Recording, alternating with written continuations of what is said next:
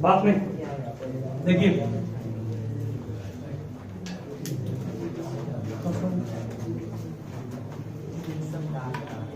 Refractive index of a medium is defined as a speed of light in air, a speed of light in air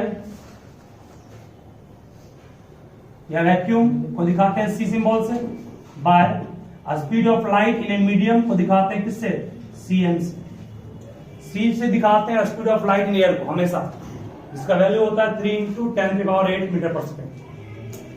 speed of light in air को दिखाते हैं किससे, 3 × 10⁸ metre पर second.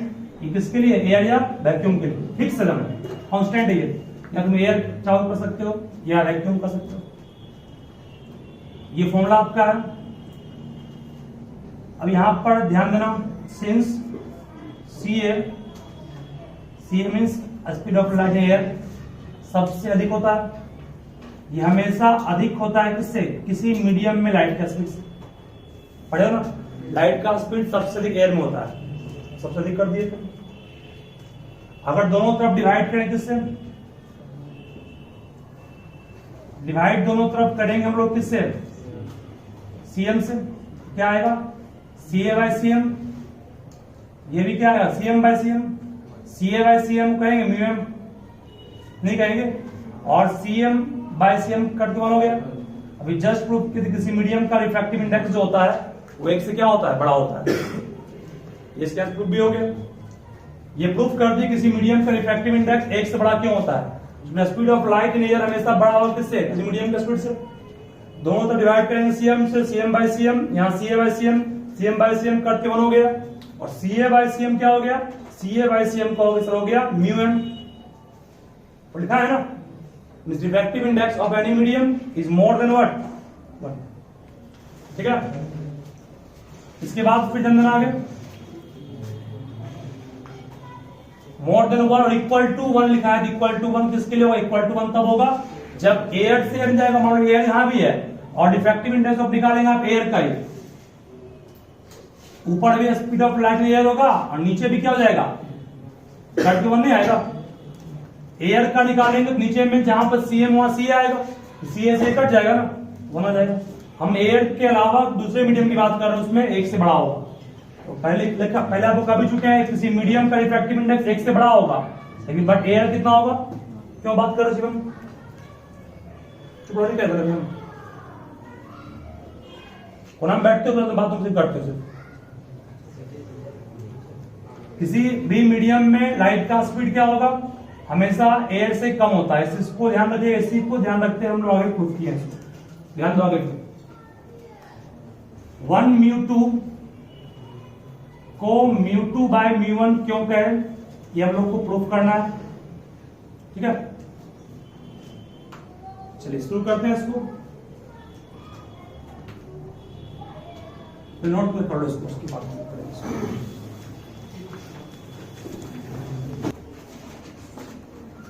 ध्यान दो, 1 μ2 को आप कहिएगा speed of light in first medium bye speed of light इन, ठीक है, एयर से गया दूसरे मीडियम में ना, यहां पर कुछ नहीं था तो एयर था, तो speed of light in air by speed of light in medium लिखे थे। यहां पर मीडियम 1 है, क्या लिखा, speed of light in medium 1 bye speed of light in medium 2। ठीक है, उसके बाद क्या कि डिवाइडिंग न्यूमरेटर एंड डिनोमिनेटर दोनों में डिवाइड किए किससे, CS, दोनों में डिवाइड किए CS, नहीं किए, ऊपर भी डिवाइड किए CS से और नीचे भी डिवाइड किससे किए CS।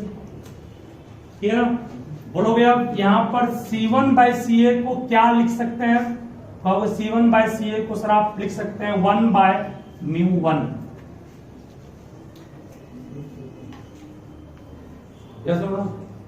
अरे गधा, μ1 को CA/C1 लिखे थे,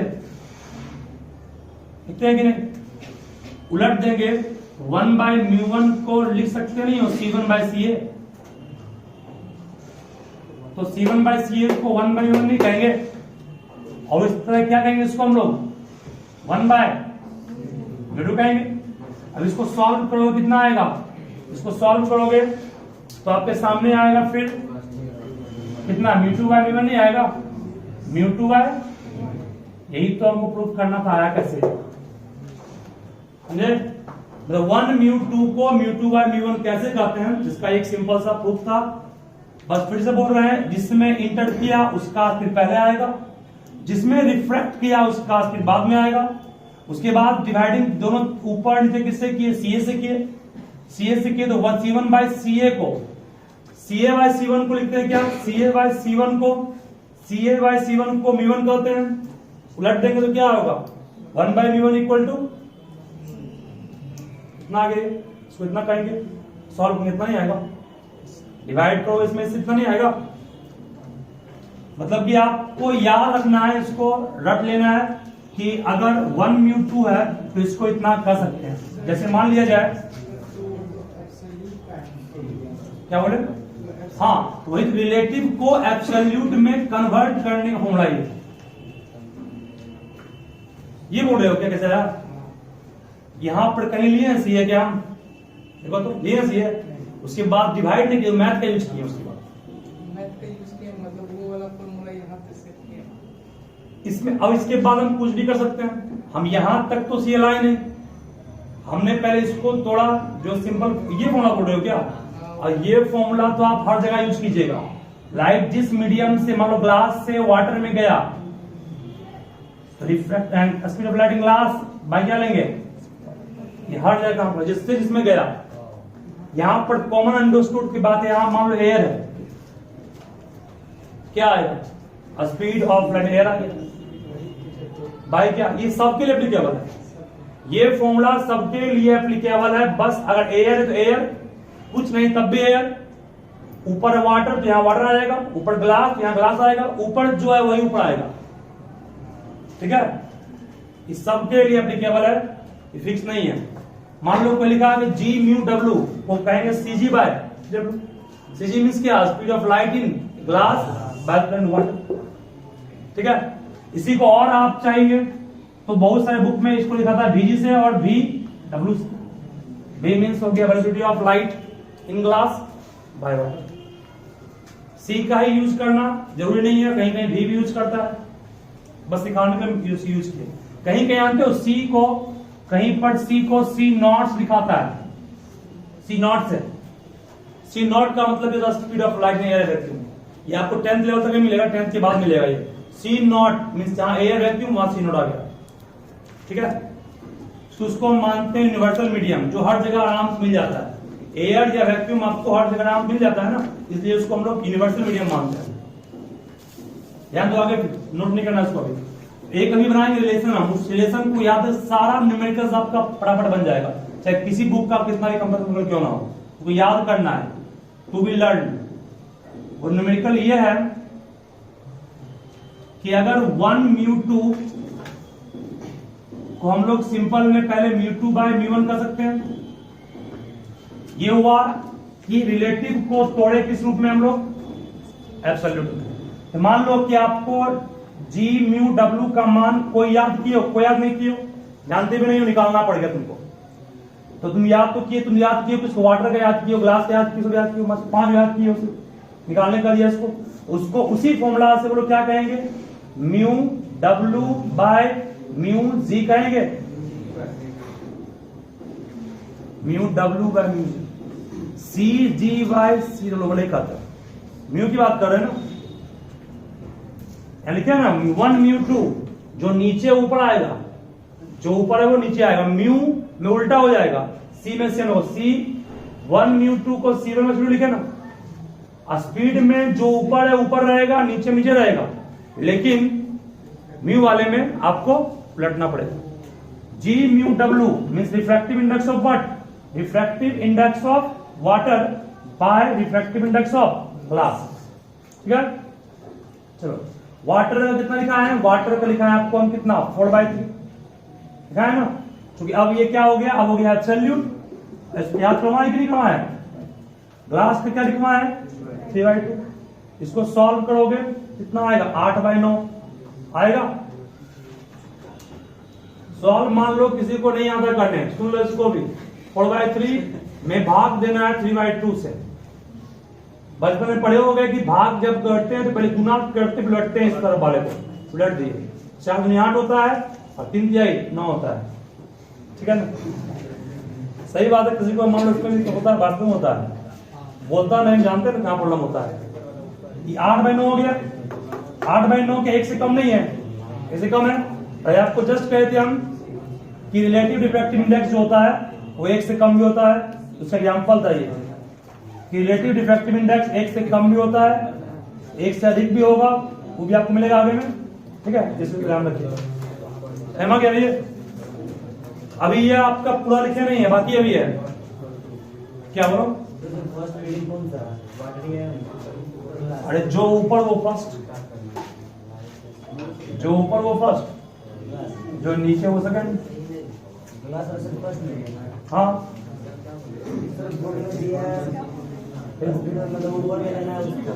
अरे गला हुआ स्पीड है, स्पीड लिखे है, ये स्पीड है। तुम बड़ा बुके देख रहा है, कहे बुक तुम देखो मत, बुक में बात कर देंगे, वही तो कर रहे हैं। ये स्पीड नहीं है, ये डिफेक्टिव इंडेक्स है। हम कितना वर्क है इस चीज को, बुक के परिणाम लोग कभी नहीं पढ़ पाओ बुक से, इस चीज को खास करके। जितना शॉर्ट में इसको हम बोल रहे हैं, इसको आप लाइफ टाइम याद रख पाइएगा। सबका निष्कर्ष दे रहे हैं ना, तुमको उतना प्रूफ भी नहीं किया कैसे आया ये, ध्यान दो आगे। 1 म्यू जितना बार दिखा दी उसको आप याद करें। एक भी क्वेश्चन नहीं बड़े आप बुक में, ये वो इसी बुक का नहीं, किसी बुक का भी, सब बुक में बोल रहे हैं हम। अभी आगे और चलेगा इधर, आगे जाते 1 μ2 को μ2 μ1 कहे, इसी को कहेंगे C1/C2। तुम बुक में इसको देख रहे होगे, ये कहां को मिलेगा तुमको? हाँ नहीं चीज, ठीक है? उसके बाद इसी को हम कहते हैं, इसी को कहते हैं λ1 बाय λ2। ये सवाल बहुत इंपॉर्टेंट है, खास करके कॉम्पिटिटिव एग्जाम के लिए। इस दोनों का रिलेशन आपके 10th तक के लिए ही काफी है, इन्हें पढ़ना है। वो इंपोर्टेंस लोग कैसे बताते हैं, जब भी कोई लाइट एक मीडियम से दूसरे मीडियम में जाता है तो उसका क्या चेंज नहीं करता है? फ्रीक्वेंसी चेंज नहीं करता, ठीक है? इस पॉइंट को हम लिखा रहे हैं पहले कि frequency of light does not change on going from one medium to other। जब फ्रीक्वेंसी चेंज नहीं करता है तो क्लास 9th में आप याद कीजिए, पढ़े थे फॉर्मूला एक, फ्रीक्वेंसी, वेवलेंथ और स्पीड के बीच एक फॉर्मूला था।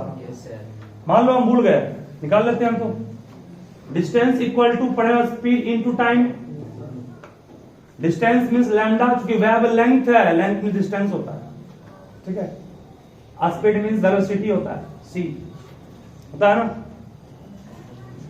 टाइम को 1 बाय फ्रीक्वेंसी लिखते हैं, time period is reciprocal frequency. यहां से कहोगे सर c को लिख सकते हैं लैम्डा इनटू f, हो सकते हैं ना? चलिए यहां से काम बन गया। देखिए अब c equals lambda into f, c1 equals lambda 1 into f होगा, c2 equals lambda 2 into f होगा। f को सेम क्यों रखे? क्योंकि फ्रीक्वेंसी चेंज नहीं करता, f तो सेम रह गया, यहां से f कट गया, लैम्डा 1 बाय लैम्डा 2 हो गया। समझे? ये सिंपल सा प्रूफ था, एग्जाम में आपको नहीं पढ़ना है, बस पढ़ना इतना ही सिर्फ, ठीक है? एस चांद सिर्फ मत पढ़िए, एस चांद है ना सबसे फालतू बुक वही है। हम कितना मतलब कर चुके हैं, एस चांद जो बना अंदर चीज के लिए है, जो बच्चा ऐसा वैसा टीचर रहता है, वैसे वही पढ़ाएगा इस चांद से। देखिए बात एस चांद बुक की पढ़ा मत रही ज्यादा, बात नहीं। मान लीजिए शांत रहोगे, कहीं लिखा होगा W म्यू G, ठीक है? का मान निकालिए, आपके पास दिया हुआ नहीं है, आप बिल्कुल निकाल सकते हैं इस फॉर्मूला से। अभी जस्ट पढ़ाए थे 1 μ2 को लिख सकते हो μ2 बाय μ1 मींस ये एक ऐसा फॉर्मूला है जो कन्वर्ट किसको किसमें करता है, रिलेटिव को एब्सोल्यूट में, ताकि फॉर्मूला इसका पढ़े लगा सके। ठीक है, और फिर इसको स्पीड ऑफ लाइट में चेंज करना है, क्या होगा C1 बाय C2। वेवलेंथ में चेंज करना है तो λ1 बाय। ठीक है, फ्रीक्वेंसी सेम होता है, फ्रीक्वेंसी चेंज करेगा ही। कोई पूछे which physical quantity does not change when light goes from one medium to other, बोलना पड़ेगा फ्रीक्वेंसी। ठीक है, एग्जाम में आपसे और भी क्वेश्चन देखो बहुत सारे पूछेगा, तो हम क्लियर करते हैं। W म्यू जी को पहले बोलो क्या तोड़ेंगे, म्यू जी बाय कितना। ठीक है, इसका मान जान रहे हो, इसका मान जाना है, वन का है, पुट करके निकाल लोगे मान क्या होगा। अब किसी क्वेश्चन में मान लो स्पीड ऑफ लाइट रहा, CW बाय क्या होगा CG, और इसी को लैम्डा W बाय क्या कहोगे लैम्डा, ये भी सही। मान लो कि प्रॉब्लम में ये दिया हुआ है, इसको निकाल लेंगे, ये दिया हुआ है, इसको निकाल लेंगे साथ में, क्या किसी को भी साथ कर निकाल सकते हैं। मतलब आपके पास 4 रिलेशन में किसी भी एक पेयर को साथ करके कोई भी न्यूमेरिकल्स बन सकता है, कैसा भी हो। ठीक है, बस ये मेन 4 स्टेटमेंट इंपोर्टेंट था। फिर सुनोगे, refractive index of a medium का फॉर्मूला था speed of light in air या vacuum by speed of light in medium. Air को और C0 से भी दिखाते हैं। ये आपका कांस्टेंट था 3 × 10⁸, मतलब refractive index of a medium inversely किसके है, स्पीड ऑफ लाइट, है ना। इसका मतलब ये हुआ कि अगर किसी मीडियम का रिफ्रैक्टिव इंडेक्स ज्यादा, उसमें स्पीड क्या होगा, कम। सबसे ज्यादा रिफ्रैक्टिव इंडेक्स किसका है, डायमंड का है। लाइट का स्पीड सबसे कम किसका, डायमंड में। सबसे ज्यादा इसका है तो स्पीड सबसे कम, रिफ्रैक्टिव इंडेक्स इनवर्सली होता है। अब कोई आपसे पूछेगा, आपके पास कलर है, कलर में VIGOR है, मान लो VIBGYOR, इनमें से कौन सा कलर, किस कलर के लिए रिफ्रैक्टिव इंडेक्स सबसे अधिक होगा, वो रेड कलर का वेवलेंथ सबसे ज्यादा होता है ना, वेवलेंथ सबसे अधिक, वेवलेंथ सबसे अधिक। देखो फिर से बोल रहा हूं मैं, वेवलेंथ सबसे अधिक, तो आपका रिफ्रैक्टिव इंडेक्स सबसे क्या होगा, कम होगा। और क्यों, अभी तुरंत जस्ट कहा, सुनो फिर से बोल रहा हूं उसको। देखिए म्यू एम को आप सब लिखे थे CA बाय CM, लिखे थे, म्यू एम लिख दिए। CA को लिख सकते हैं लैम्डा A × F, और इसको कहेंगे lambda M × F, F change करेगा नहीं। इसका फॉर्मूला ऊपर में जस्ट पुट किया ना, C इक्वल्स क्या होता है, स्पीड ऑफ लाइट का फॉर्मूला होता है लैम्डा × फ्रीक्वेंसी ना, यहां F कट गया। ठीक है, इसका मतलब refractive index lambda of a medium के इनवर्सली है ना। इसका मतलब क्या हुआ, लैम्डा जितना बढ़ेगा रिफ्रैक्टिव इंडेक्स उतना कम होगा। सबसे अधिक वेवलेंथ किसका होता है, रेड का होता है, सबसे अधिक वेवलेंथ रेड का, इसका मतलब सबसे कम रिफ्रैक्टिव इंडेक्स किस मीडियम के लिए होगा। ठीक है, मतलब एग्जाम में पूछेगा for which colour of light refractive index is minimum, बोलना पड़ेगा आपको red. For which colour of light refractive index is maximum, बोलना पड़ेगा आपको वायलेट। वायलेट का वेवलेंथ आपका बढ़ रहा है कब, जब जा रहे VIGOR की तरफ, तो मतलब वायलेट से रेड की ओर जाओगे रिफ्रैक्टिव इंडेक्स क्या होगा, वायलेट से रेड की ओर जाओगे रिफ्रैक्टिव इंडेक्स घटेगा बढ़ेगा, घटेगा ना। सबसे कम रिफ्रैक्टिव इंडेक्स इसके लिए होगा। इसका मतलब क्या हुआ कि रेड कलर सबसे फास्ट ट्रेवल करेगा, वो करता भी। जब रिफ्रैक्टिव इंडेक्स सबसे कम रेड के लिए है तो लाइट का स्पीड सबसे अधिक रेड में नहीं होगा। इसीलिए कहा गया है कि light travels fastest for red colour. Lal colour बहुत फास्ट मूव करता है, तब तो आप रेड सिग्नल में यूज करते हैं उसका मतलब। ठीक है ना, फिर से बोल रहा हूं, सुन लो लास्ट में एक बार। रेड कलर का वेवलेंथ सबसे अधिक, वेवलेंथ सबसे अधिक, रिफ्रैक्टिव इंडेक्स सबसे कम। इसका मतलब कि लाइट का स्पीड सबसे ज्यादा किस कलर का इन सब में होगा, और सबसे कम किसका होगा। ठीक है, इसका रीजन क्या है, वही रीजन जो लिखा है था कोशिश है। ठीक है, तो बस आप दो चीज को मेन और ध्यान रखिएगा कि रिफ्रैक्टिव इंडेक्स ये आपको पढ़ना है, वो नहीं पढ़ना है। Refractive index of a medium is inversely proportional to wavelength of medium, ये आपको नहीं पढ़ना है, ये एक्स्ट्रा है। ठीक है, लेकिन समझने में इंपॉर्टेंट है ये। मैं पूछूंगा कौन सा कलर फास्ट मूव करेगा एक ही मीडियम में, वाटर में ग्लास की, मान लो कि हमने एक येलो लिया एक ऑरेंज लिया, दोनों कलर को ग्लास से पास किए, कौन सा colour of light fast move करेगा? ऑरेंज करेगा। ऑरेंज का वेवलेंथ अधिक, रिफ्लेक्टिव कम हो गया, ठीक है। भाई ये मेन फॉर्मूला है, इसको ध्यान रखिएगा। कहा तुम जी शिवम, रिफ्रैक्टिव इंडेक्स का यूनिट क्या होता है? क्यों नहीं होता है? क्या कर जाता है? यूनिट सेंसर होता है। यूनिट होता क्या है?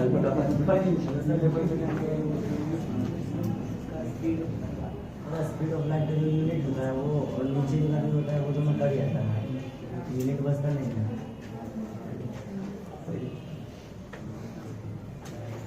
कल पढ़ाया था ना